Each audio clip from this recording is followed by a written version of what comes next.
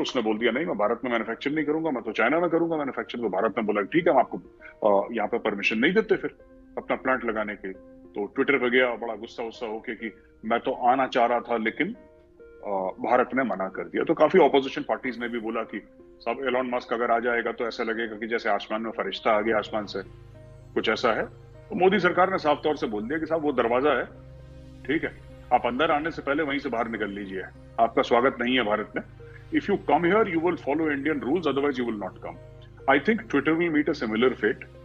ये बहुत पहले से चल। जय हिंद दोस्तों, मैं महेंद्र शर्मा स्वागत करता हूं वन वर्ल्ड हिंदी में आपका। उम्मीद करता हूं आप खुश और स्वस्थ है। दोस्तों आइए दिखाते हैं पाक मीडिया की एक और लेटेस्ट डिबेट, जिसमें कैसे अब डिस्कशन किया जा रहा है कि कैसे भारत की फॉरेन पॉलिसी के आगे टेस्ला जैसी कंपनी ने भी घुटने टेक दिए थे। क्योंकि टेस्ला कंपनी जब भारत में आ रही थी उस समय उन्होंने कंडीशन रखी थी कि हम जितने भी ऑटो पार्ट्स वगैरह वो सारे के सारे चाइना से लेके आएंगे, जबकि मोदी सरकार ने इनको बिल्कुल साफ साफ मना कर दिया था कि आप अपना झोला जब्बर उठा के यहाँ से निकल लो। क्योंकि भारत में आज के समय एफडीआई के चक्कर में कोई भी कंडीशन सहन करने की उस जुगत में नहीं है, क्योंकि भारत अपना टैक्स के रूप में जो कमाई करना चाहता है और यहाँ का जो रेवेन्यू है वो भारत में ही रखना चाहता है। तो कहीं ना कहीं आज गौरव आर्या और ताहिर गोरा ने बहुत जबरदस्त विश्लेषण किया है भारतीय इकोनॉमी और भारत की फॉरेन पॉलिसी और भारत की एफडीआई के बारे में। तो दोस्तों देखिए डिबेट और कमेंट में अपनी प्रतिक्रिया जरूर दें। लास्ट में आपसे रिक्वेस्ट करूंगा, चैनल पर नए हैं तो चैनल को सबसे पहले सब्सक्राइब करें, लाइक शेयर कमेंट जरूर करें। दोस्तों जय हिंद, वंदे मातरम, भारत माता की जय। दोस्तों निकाल देता है जो इसको क्वेश्चन करता है, इसको क्रिटिसाइज करता है, तो ये क्या करेगा सर कल? ये देखिए बात ये है ना, ये एक संस्कृत में शब्द है सर, वर्चस्व। ये लड़ाई वर्चस्व की है। This is a battle for overall suzerainty. It is got nothing to do with freedom of speech. अब आपने हाईटेक जायंट्स की बात करी, Tesla is also hi tech giants. लोग कहते हैं कि टेस्ला की जो सॉफ्टवेयर है वो कमाल की है, हार्डवेयर तो इलेक्ट्रिकल कार्स तो इंडिया में भी बन रही है, टाटा बना रहा है, महिंद्रा बना रहा है, 10 लोग और बना रहे हैं इंडिया में। तो ऐसी कोई इलेक्ट्रिकल कार बनाने में तो कोई बड़ी बात नहीं है। लेकिन मैं ये कहना चाह रहा हूं कि टेस्ला ने भारत को भी बोला कि आप हमें परमिशन दीजिए, हम भारत में एक्सपोर्ट करना चाहते हैं गाड़ियां अपनी, तो आप लोग इंपोर्ट करिए, जाहिर सी बात है हम चाइना से करेंगे। भारत ने बोला कि नहीं, देखिए अगर आपको भारत में धंधा करना है तो you have to make in India, आपको भारत में मैन्युफैक्चर करना पड़ेगा टेस्ला। ये उसने बोल दिया नहीं, मैं भारत में मैन्युफैक्चर नहीं करूंगा, मैं तो चाइना में करूंगा मैन्युफैक्चर। तो भारत ने बोला ठीक है, हम आपको यहाँ पे परमिशन नहीं देते फिर अपना प्लांट लगाने के। तो ट्विटर पे गया बड़ा गुस्सा गुस्सा होके कि मैं तो आना चाह रहा था लेकिन भारत ने मना कर दिया। तो काफी ऑपोजिशन पार्टीज ने भी बोला कि साहब एलॉन मस्क अगर आ जाएगा तो ऐसा लगेगा कि जैसे आसमान में फरिश्ता आ गया आसमान से, कुछ ऐसा है। तो मोदी सरकार ने साफ तौर से बोल दिया कि साहब वो दरवाजा है, ठीक है, आप अंदर आने से पहले वहीं से बाहर निकल लीजिए, आपका स्वागत नहीं है भारत में। If you come here, you will follow Indian rules, otherwise you will not come. I think Twitter will meet a similar fate. ये बहुत पहले से चल रहा है। रविशंकर प्रसाद जी हुआ करते थे उस जमाने में मंत्री, उनके जमाने में काफी हल्ला गुल्ला हुआ था ट्विटर को लेके। अभी दोबारा जोर पकड़ रहा है एंड इंडियन गवर्नमेंट सिर्फ ये कह रही है कि you have to follow the rules. आप अगर भारत में करते हैं धंधा, भारत से पैसा कमाते हैं, तो आपको भारत का कानून मानना पड़ेगा। देखिए ट्विटर में nothing is free sir, users के लिए फ्री हो सकता है, but Twitter will be making a lot of money through India, अरबों डॉलर कमाएगा। Twitter will be perhaps, I think India will be Twitter's biggest market और second biggest market if I am not mistaken. क्योंकि जितने लोग यहाँ पे Twitter use करते हैं शायद यूएस में करते होंगे और कहीं नहीं करते होंगे, या मुझे नहीं पता क्या है, लेकिन I am sure India will be amongst the top 2 top 3 biggest markets for Twitter. So अपने कस्टमर की तो बात सुननी पड़ेगी ना सर, अपने कस्टमर के साथ मनोरंजी कौन करता है? So Twitter, all this drama sir, ये फ्री स्पीच का ड्रामा है। ये सारा का सारा फ्री स्पीच का ड्रामा है कि हम ये नहीं करने देंगे, ऐसा नहीं करने देंगे, कि हम ये स्टेप, ये सब झूठ है सर, ये गलत बातें हैं, ये सब वर्चस्व की लड़ाई है। This is a battle for power and they are trying to corner the Indian government which will not get cornered. ये ट्विटर को प्रॉब्लम हो जानी है कल सर। जी मेरे साहब, आपने एलन मस्क के हवाले से टेस्ला के कॉन्टेक्स्ट में जो बातें बताई वो अपनी जगह इंपॉर्टेंट है, मगर ऑन द अदर हैंड हम देखते हैं कि एलन मस्क इंडियन टैलेंट को ऑलवेज ट्विटर पे अप्रिशिएट करते हैं। दूसरा ये है कि ट्विटर अभी उन्होंने रिसेंटली बाय किया है, जो पॉलिसीज़ हैं जैसे डोनाल्ड ट्रंप को बैन करना और बहुत सारे जो फ्री स्पीच के दावे करना है वो पुराने चले आ रहे हैं, मगर हमने देखा कि कोविड के बारे में थोड़ी सी डिफरेंट ओपिनियन देंगे तो ट्विटर आपको बैन कर देगा। अगर आप यूक्रेन रशिया के सिलसिला में थोड़ी सी मुख्तलिफ बात करेंगे तो आपकी शामत आ जाएगी।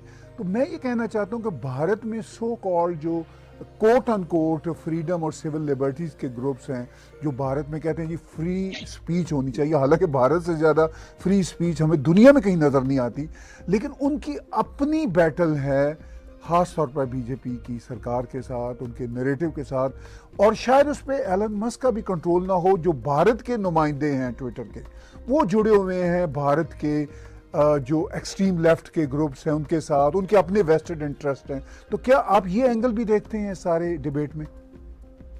सर ऐसा है ना कि 1 महीने से सड़कों पे लोग नाच के कह रहे हैं सरतन से जुदा, और कितनी फ्रीडम ऑफ स्पीच चाहिए सर? मतलब यहाँ पे मर्डर थ्रेट की फ्रीडम ऑफ स्पीच है, और कितनी फ्रीडम ऑफ स्पीच है? मतलब क्या कर दें सर, गला ही कटवा दें क्या फ्रीडम ऑफ स्पीच के चलते? अब इससे ज्यादा फ्रीडम ऑफ स्पीच तो हो नहीं सकती। दूसरी चीज ये है कि ये जो लेफ्ट वाले हैं ना, मैं आपको बताता हूँ, they have been kicked out of power everywhere. सिर्फ एक आधा स्टेट में है ये इंडिया में, एंड दे मस्ट रियलाइज कि इंडियंस इनको क्यों पसंद नहीं करते, दुनिया इनको क्यों पसंद नहीं करती सर। ये कहते हैं चाइनीज आ कम्युनिस्ट। मैं तो चाइना जा चुका हूं, मुझे तो कम्युनिज्म का कुछ नहीं मिला चाइना में, ठीक है। China is more capitalist than the American, right. North Korea is a completely psychotic state, वो भी कम्युनिस्ट नहीं है सर। क्यूबा का अलग मामला, वो हेरिडिटरी है, अपने छोटे भाई को पकड़ा दिया कैस्ट्रो ने। तो ये सब जो चीजें हैं सर, ये हमें मानना पड़ेगा, communism as an experiment has totally failed. एक तो ये चीज है। दूसरी चीज जो हमें समझनी पड़ेगी सर कि what the communists want is authority without responsibility. इनको हक पूरा चाहिए, इनको फर्ज नहीं निभाना सर। इनको ताकत पूरी चाहिए, इनको जिम्मेदारी नहीं चाहिए, ठीक है। ये लोग एट द साइडलाइंस इतने रहे हैं कि इनको साइडलाइंस की आदत पड़ गई है। अब हर बात में सवेरे उठ के ट्विटर पे आके तनकीद करनी है कि ये गलत है, ये सही है, ये गलत है, ये सही है। यही इंडिया में अभी बहस चल रही है। आपने सुना होगा वो काली फिल्म पोस्टर जो कनाडा में था उसका ना, वो जो Leena, what that lady's name is, I forget, नाम भूल रहा हूँ लेडी का, तो उसके ऊपर भी यही चीज है कि you no this is how I interpret, this is how I interpret.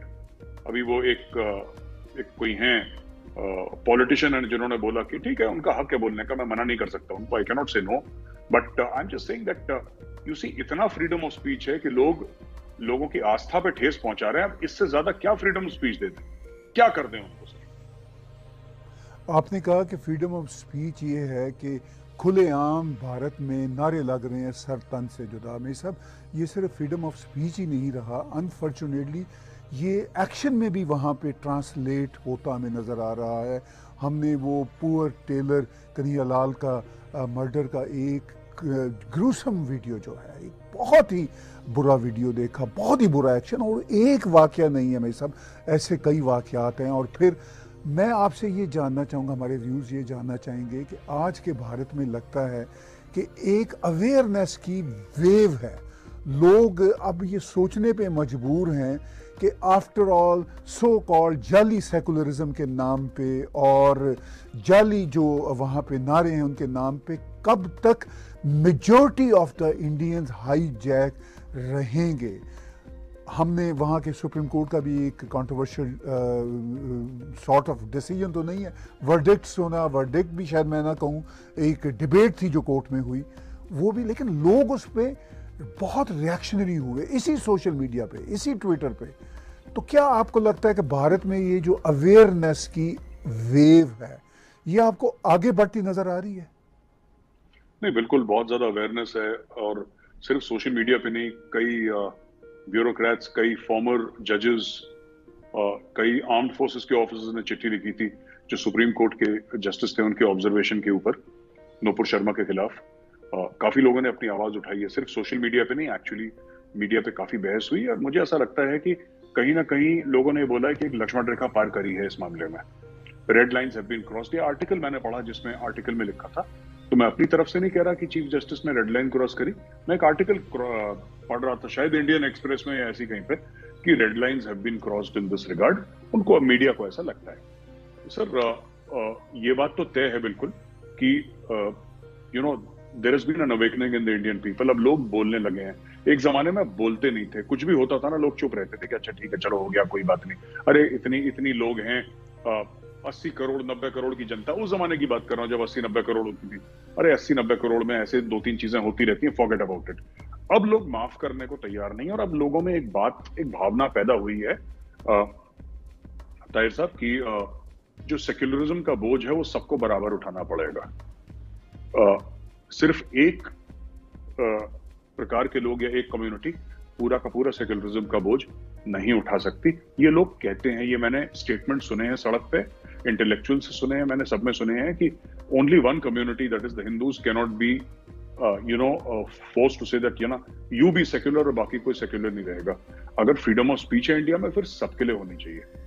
ठीक है, आप अगर रहमानी जो हैं, राइट, रहमानी अगर देवी देवताओं को गाली देते हैं तो जवाब आएगा। तो हम तो ये चाहते हैं कि कोई भी गाली ना दे किसी को, सब लोग इज्जत से रहें, राइट। जो मुस्लिम्स हैं वो प्रभु श्री राम की इज्जत करें, महादेव की इज्जत करें, उनको मान सम्मान दें, हम हजरत मोहम्मद साहब को मान सम्मान दें, इज्जत दें, और ऐसे ही देश आगे चलेगा। अगर एक दूसरे के गिरेबान पे हाथ रहेगा तो किस तरीके से चलेगा साहब? How is it possible? तो ये तो नहीं हो सकता। तो इसीलिए तो कुछ लोगों ने बड़ी सेंसिबल बातें करी हैं, बट एक इसमें जो सबसे बड़ा जो बच गया बंदा निकल के, वो रहमानी बच गया। Rahmani was the one who pushed Nupur Sharma, उसने पुश करा, उसने इंस्टिगेट करा, और रहमानी चुपचाप साफ निकल गया, चुपचाप बैठा है अपने घर में, आराम से चाय पी रहा होगा इस वक्त, और रहमानी बच गया इस मामले में।